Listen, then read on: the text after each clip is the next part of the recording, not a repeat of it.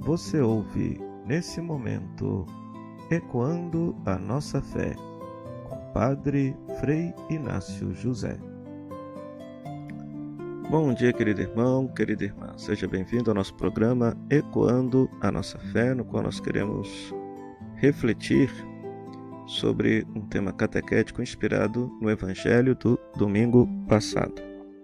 No domingo passado, o Evangelho do domingo passado, Marcos capítulo 13, versículo 24 a 32, nos apresentava esse discurso escatológico de Jesus falando do fim dos tempos, daquilo que haveria de acontecer quando chegasse o fim. E nós queremos enfocar, sobretudo, o versículo 32, que é o último versículo. O céu e a terra passarão, mas as minhas palavras não passarão. Quanto àquele dia e hora, ninguém sabe, nem os anjos do céu, nem o Filho, mas somente o Pai.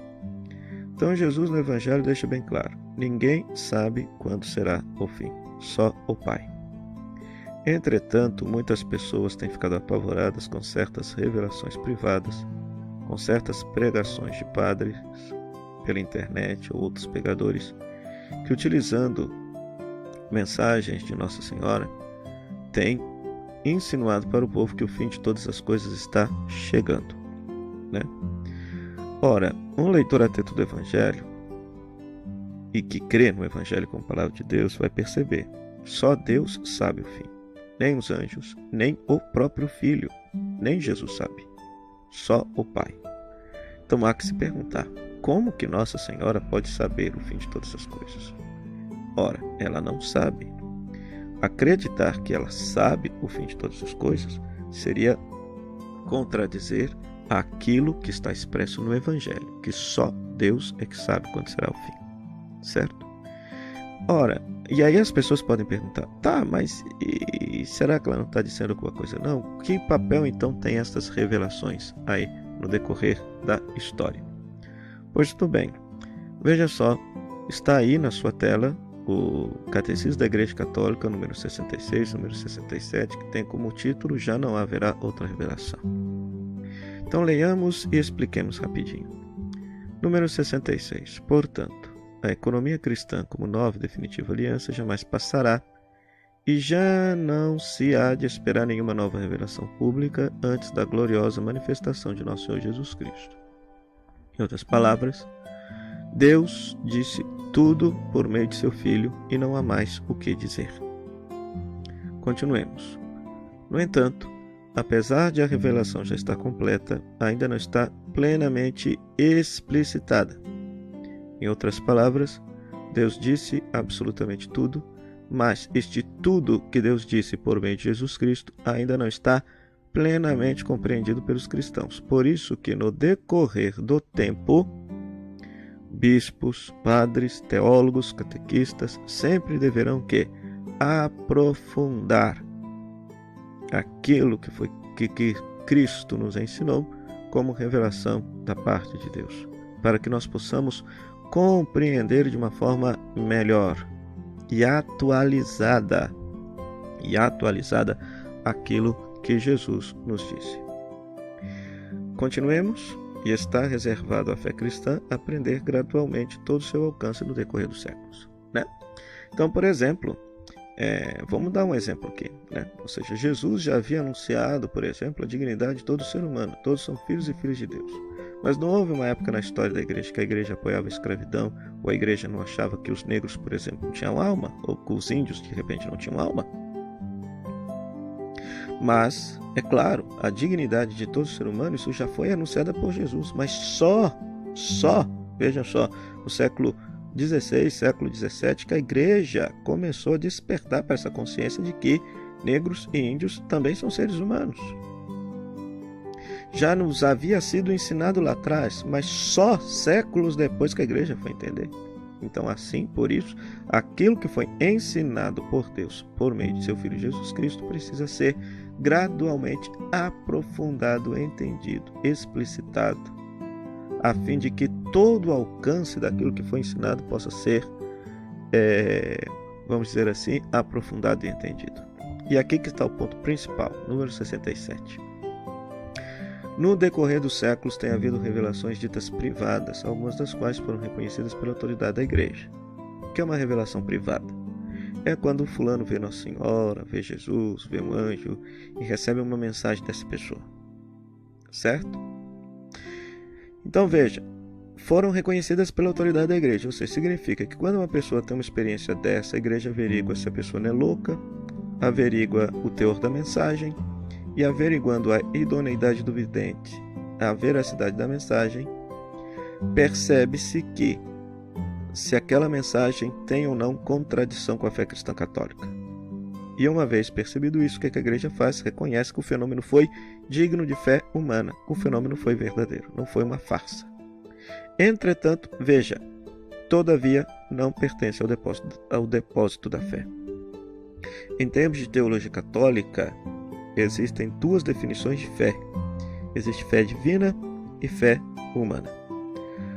Em relação às revelações privadas, a igreja diz que afirma que se tratam de dignos de fé humana, ou seja, que não são mentira, que não é mentira aquele fenômeno. Mas não se afirma que seja fé divina, ou seja, que você seja obrigado a acreditar. Por isso, não pertence ao depósito da fé. Vou dar um exemplo aqui para você entender. Todo mundo sabe que o fenômeno daqueles 3 pastorinhos lá em Fátima viram verdadeiramente a Santa Mãe de Deus ressuscitada e dela receberam uma mensagem em Fátima, certo? Mesmo assim, o que a igreja diz? É digno de fé humana. Aquilo que aconteceu foi verdade, mas não é fé divina. Em outras palavras, você não é obrigado a acreditar naquilo que Nossa Senhora disse àqueles pastorinhos. Por quê? Porque não é uma revelação pública. A revelação pública, quem nos fez, quem nos trouxe, foi somente nosso Senhor Jesus Cristo. Por isso, repito, está lá no Catecismo, todavia, estas revelações não pertencem ao depósito da fé. O seu papel não é aperfeiçoar ou completar a revelação definitiva de Cristo, mas ajudar a vivê-la mais plenamente em uma determinada época da história. Então essas aparições não vêm para completar aquilo que Jesus disse e ensinou, porque se você também analisar o teor delas, todas elas dizem a mesma coisa, chamam o povo à conversão, à mudança de vida. E isso já aparece no Evangelho, é a primeira fala de Jesus, convertei-vos e crede no Evangelho. Então elas não completam e nem aperfeiçoam aquilo que Cristo disse, mas apenas ajudam a viver aquilo que Jesus disse de uma maneira mais atualizada em determinada época da história. Guiado pelo magistério da igreja, o sentido dos fiéis sabe discernir e guardar o que nessas revelações constitui um apelo autêntico de Cristo ou dos seus santos à igreja. Muitas destas revelações, de fato, chamam as pessoas à mudança de vida, mas, repito, Cristo já nos chamou outrora à mudança de vida e está expresso no Evangelho. Agora, é necessário tomar muito cuidado com essas revelações que vêm a aterrorizar as pessoas, conforme muitas pessoas têm sido amedrontadas e aterrorizadas com essas mensagens por aí, anunciando o fim iminente do mundo. E não é para tanto, né? Quem que não se apavoraria diante disso? Entretanto, cabe-nos relembrar, o Evangelho diz, só Deus sabe. Nossa Senhora não sabe, então por isso não há o que temer, não há que acreditar, até mesmo porque não é revelação pública, é revelação privada, e você não tem obrigação nenhuma de acreditar nisso. Do ponto de vista pastoral, percebe-se que muitas vezes se utiliza dessas mensagens como uma espécie de pastoral do medo, querendo fazer as pessoas mudar de vida por medo do castigo, sendo que o castigo não muda absolutamente ninguém. A verdadeira conversão se dá na medida em que a gente muda de vida por amor, e exclusivamente por amor. Por isso, o Catecismo termina dizendo, no número 67, a fé cristã não pode aceitar revelações que pretendam ultrapassar ou corrigir a revelação de que Cristo é plenitude. É o caso de certas religiões não cristãs e também de certas seitas recentes fundadas sobre tais revelações.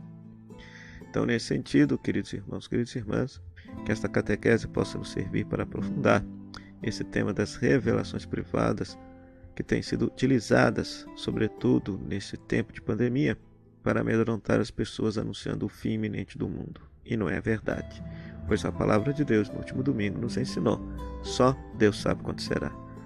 como só Deus sabe como será, nós precisamos vigiar, estar de prontidão, pois pode ser a qualquer momento, quer seja o fim da nossa vida pessoal, quer seja o fim de nossa vida coletiva.